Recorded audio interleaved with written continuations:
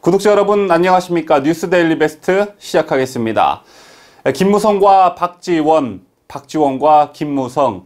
자, 김무성 의원은 육선의 영남 출신이고 박지원은 여러분 아시다시피 호남 출신의 사선 의원입니다. 정치적 성향을 떠나 아마 대다수의 많은 국민들께서 이 두 사람을 좀 그만 봤으면 하고 생각하시는 분들 많으실 텐데요. 그 바람과는 달리 아직까지도 이 두 정치인의 이름은 정치 뉴스에 자주 오르내리고 있습니다. 아마 우파 성향 국민들께서는 김무성과 박지원을 생각하면 떠오르는 대화록이 하나가 있으실 텐데요. 올해 초 박지원은 한 라디오 방송 프로그램에 출연해 2016년 12월 박근혜 대통령 탄핵소추안 국회 의결을 앞두고 김무성 당시 새누리당 의원이 형님 당내 탄핵 찬성이 40표가 됐습니다 라고 알린 뒤로 당시 야권의 탄핵소추 움직임이 본격화됐다고 밝혀 파장이 일었습니다. 그러면서 박지원은 자신이 박근혜 대통령 탄핵소추안 가결 정족수인 제적의원 3분의 2, 그러니까 200석 이상을 충족시키고자 새누리당 비박계를 회유하는데 큰 역할을 했다고 자화자찬하기도 했는데, 이 같은 박지원의 주장에 김무성은 가벼운 입 다물라라며 반박하면서 박지원의 주장은 전혀 사실이 아니며 탄핵 표결은 당시 나라를 걱정하고 헌법을 지키려는 의원들의 숭고한 고민의 결단이자 국정마비를 해결하려는 국회의원 개개인의 철학과 양심이 반영된 결과라고 했습니다. 이런 설전이 오가긴 했지만 김무성과 박지원은 각각 김영삼, 김대중 전 대통령의 가신그룹 출신으로 사석에선 형님하고 할 정도로 친분이 두터운 것으로 여의도에 알만한 사람은 다 아는 사실인데요. 이런 두 사람이 또 한 번 설전을 주고받았습니다. 일단 선방을 날린 사람은 김무성 의원이었는데요. 앞서 김 의원은 지난 21일 청와대 앞 분수광장에서 단식 농성 중인 황교안 한국당 대표를 방문한 뒤 제1야당 대표가 나라의 미래를 걱정해서 목숨을 건 단식 투쟁을 시작하는데 다른 당 의원들이 조롱하고 비아냥거리는 게 우리 정치 현실이라고 지적하면서 한 치 앞도 못 내다보고 조국 전 법무부 장관을 옹호하던 놈들이 전부 나섰다. 박지원이 이재정이 부끄러운 줄도 모르고 그런 이들이 이번 선거에서 제거돼야 정치가 발전된다고 비판했습니다. 이 같은 김무성의 발언은 박지원이 황교안 대표의 단식에 대해 제발 단식하지 마시라, 그 다음 순서인 사퇴가 기다린다고 말한 것에 대한 비판이었는데요. 그러자 박지원이 다시 한번 김무성의 아킬레스건을 잡고 늘어졌습니다. 박지원이 자신을 제거해야 한다고 비판한 김무성을 향해 박근혜 탄핵의 가장 큰 협력자라고 일갈한 것입니다. 또 자신을 비난한 김무성의 발언에 대해 한국당 내 박근혜의 입지가 좋아지니 자기 살 길을 위한 것이라고 말했는데요. 조금 더 박지원의 발언을 살펴보도록 하겠습니다. 박지원 의원은 오늘 오전 KBS 라디오에 출연해 김무성 전 대표가 자기가 당내 입지나 또 여러 가지를 생각해서 박지원에게 놈이라고 하고 제거한다라고 한 것이라면서 내가 제거한다고 해서 제거될 사람도 아니다. 자기 살 길 위해서 그런 말을 한 것이라고 말했습니다. 또 박지원은 김 전 대표는 박근혜 탄핵의 가장 큰 협력자라면서 제가 지난 2년간 박근혜 탄핵의 금메달은 김무성이다, 은메달은 박지원이라고 해왔다라고 말했습니다. 자, 이어 이와 관련해 김 의원은 박근혜 탄핵이 국민들로부터 많은 지지를 받을 때는 아무 이야기를 안 했다. 그러다가 황교안 체제가 들어서 한국당이 도로 박근혜당으로 돌아가고 박근혜에 대한 한국당 내 입지가 좋아지니까 갑자기 저에 대해 한 서너 번 강한 이야기를 한 것이라고 덧붙였습니다. 다시 말해 김무성이 현재 자유한국당 내에서 입지가 좁아지니까 그걸 면피하기 위해 자신을 공격하는 거다라는 이런 얘기인데요. 이처럼 김무성의 아킬레스건을 건든 박지원은 김무성과 일종의 동지애도 드러냈습니다. 박지원은 내가 야당 대표를 할 때 김 전 대표가 저에게 많은 명분을 살려줬다라면서 김 전 대표가 잘 됐으면 좋겠다, 우리 사이에 싸울 형편이 안 된다라고 말했습니다. 자, 이어 김무성이 잘 되는 길이 있다고 하면 놈이 아니라 제거가 아니라 그 이상 100배 이야기도 듣고 참아야 하는 협력 관계를 하겠다라고 말했습니다. 제가 개인적으로 가장 싫어하는 정치인 중 한 사람이 바로 박지원인데요. 자, 아무리 박지원이 한 말이긴 하지만 이 말은 반박이 어려울 것 같습니다. 김무성은 박근혜 탄핵의 가장 큰 협력자, 박근혜 탄핵의 금메달은 김무성. 자, 혹시나 반박 가능하신 분 계시면 댓글 부탁드리겠습니다.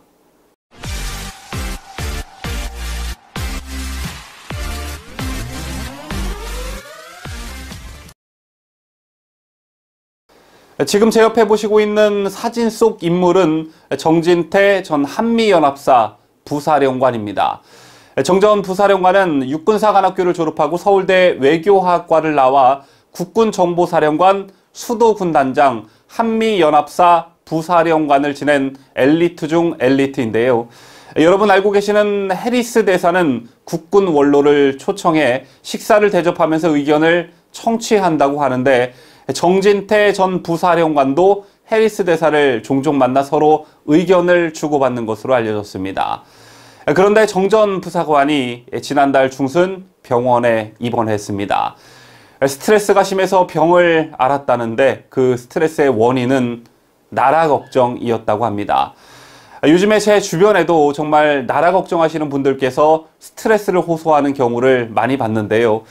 군 출신의 정진태 전 한미연합사 부사령관의 주된 나라 걱정의 원인은 군 출신답게 요즘 급격하게 흔들리고 있는 한미동맹이었습니다.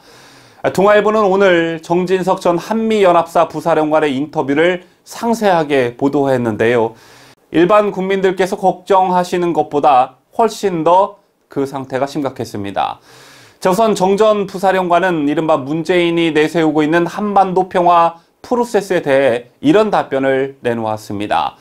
우선 책임 있는 발언이 아니라고 전제한 뒤 김대중 전 대통령께서 북한은 결코 핵을 개발하지 않는다.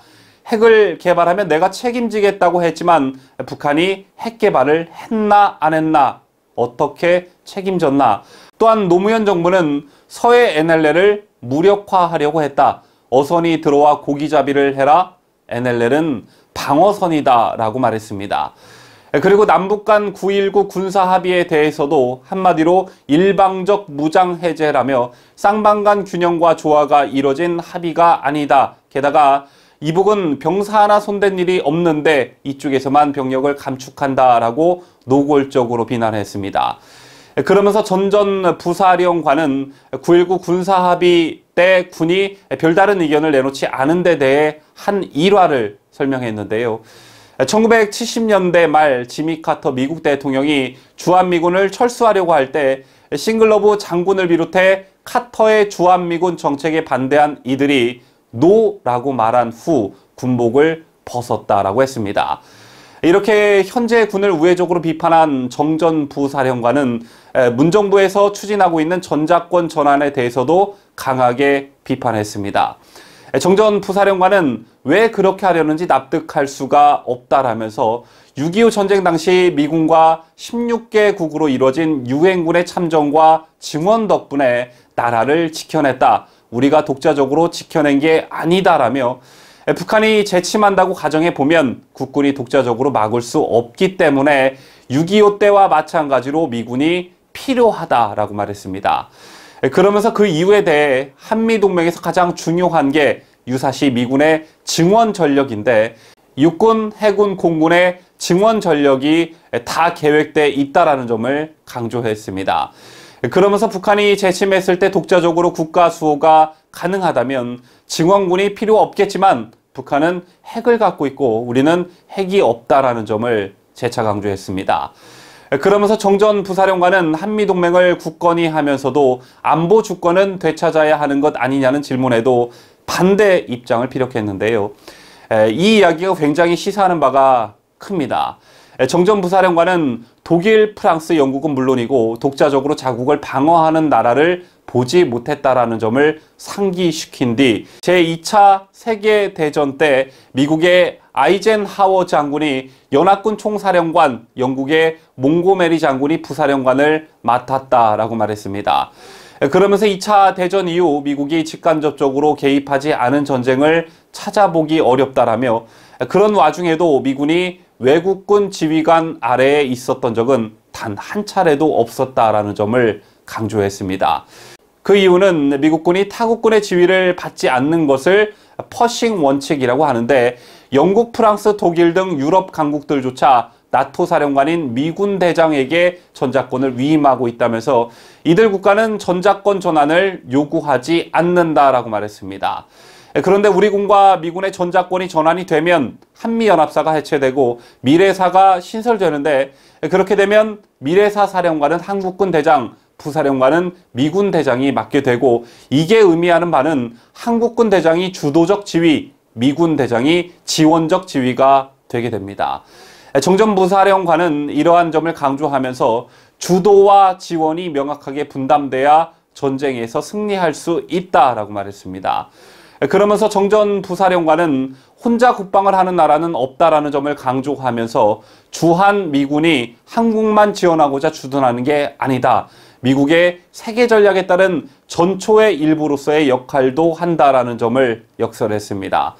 또한 정전 부사령관은 과거 베트남이 평화협정 체결로 미군이 철수하게 되고 미군 철수 후 2년 만에 사이공이 함락됐다는 점을 상기하며 이러한 과거 사례를 교훈 삼아야 한다고도 강조했습니다. 그리고 너무도 당연하게 북한이 전쟁을 일으키는 것을 미국이 견제하고 있다는 점을 강조했는데요. 또한 우리나라가 이렇게 급성장할 수 있던 배경엔 자국 젊은이들을 희생시키며 한국을 구제한 한미동맹이 있었기 때문에 가능한 일이었다라며 한국은 지금 미국을 배신하고 있다고 했습니다. 그는 미국의 인도태평양 전략에 한국이 참여하지 않고 있다는 점을 비판하면서 미국, 일본, 한국이 함께 중국을 봉쇄하는 것으로 역할 분담이 돼 있는데 한국이 이상한 짓을 하는 게 현재의 상황이라고 꼬집었습니다. 그러면서 정전 부사령관은 다수의 안보 전문가가 금세기까지는 미국이 패권을 유지할 것이라고 예측했다면서 북한과 중국 쪽을 기웃거려서는 안 된다는 충고의 말로 인터뷰를 끝마쳤습니다. 지금까지 한미연합사 부사령관을 지낸 정진태 전 부사령관의 인터뷰를 상세하게 인용 보도해 드렸는데요. 무엇보다 이 인터뷰 글을 한미동맹이 왜 중요한지 모르고 무작정 자주국방을 외쳐대는 젊은이들이 좀 많이 봤으면 좋겠다는 생각을 가져봅니다. 또 나라 걱정으로 인한 스트레스로 인해 입원해 계신 정진태 전 부사령관의 빠른 쾌유를 데일리베스트 구독자들과 함께 기원하겠습니다.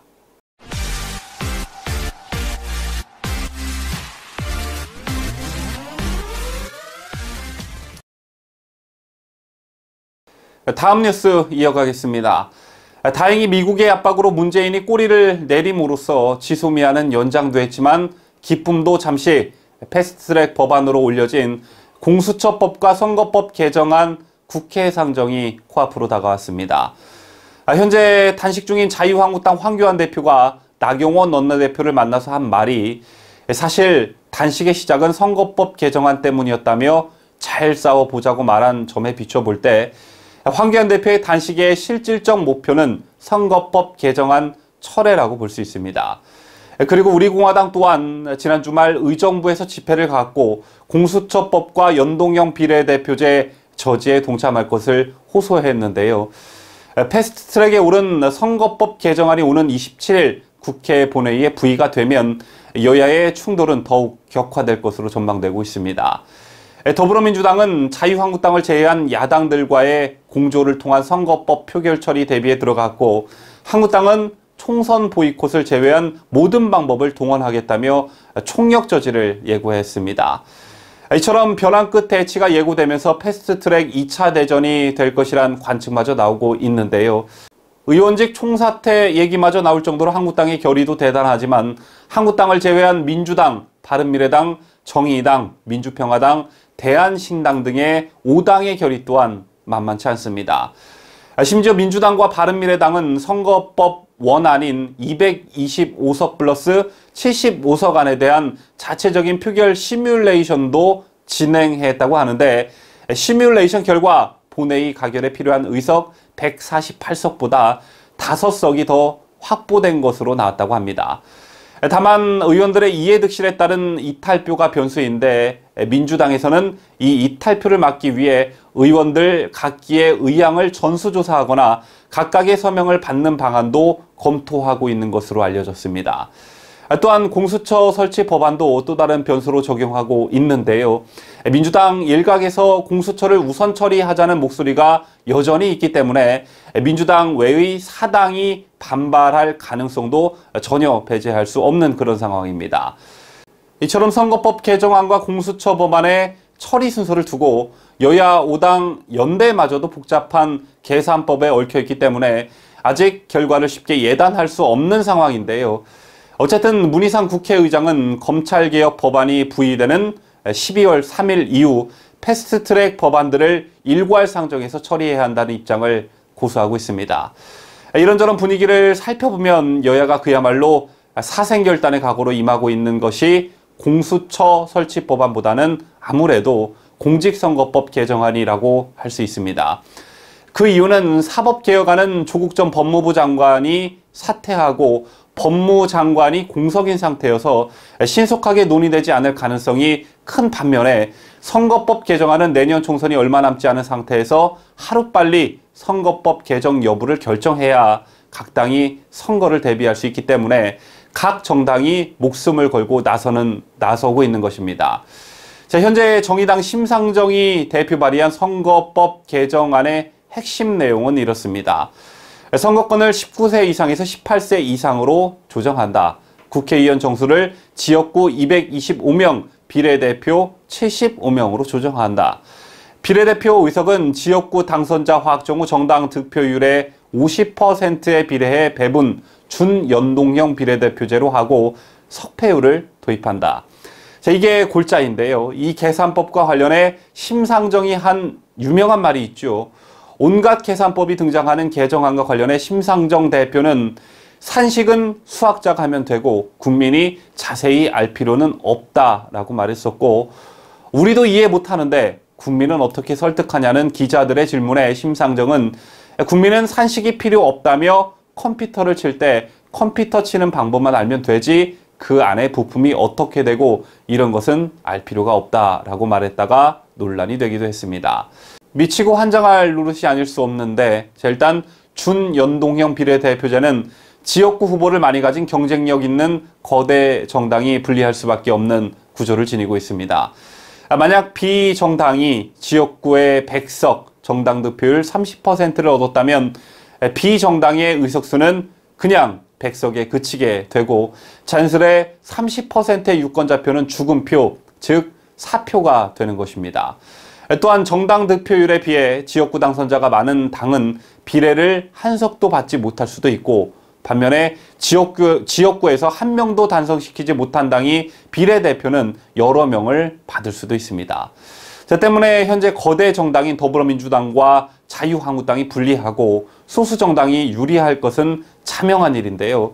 문제는 지금도 한국당을 제외한 다른 정당이 민주당의 이중대 소리를 듣고 있는 가운데 이런 방식으로 의석수를 확보한 좌성향의 군소정당이 총선 이후 여당과 힘을 합쳐 정책연대 또는 통합이라는 명분으로 국회를 장악할 수 있기 때문에 여러분께서도 관심을 갖고 저지에 동참하셔야 하는 것입니다. 자, 이런 이유 때문에 현재 자유한국당은 물론 우리공화당도 이번 주부터 총력 저지에 나설 것을 천명하면서 어떤 방법을 동원해서라도 선거법 개정안을 막겠다는 의지를 보이고 있는데요. 과연 공수처 설치 법안과 선거법 개정안을 저지하고 조국 사태와 지소미아에 이어 3연승을 성취하면서 기분 좋은 연말연시를 맞이할 수 있을지 거듭 강조드리지만 여러분들의 관심이 그 어느 때보다 중요한 시기가 아닌가 생각을 해봅니다.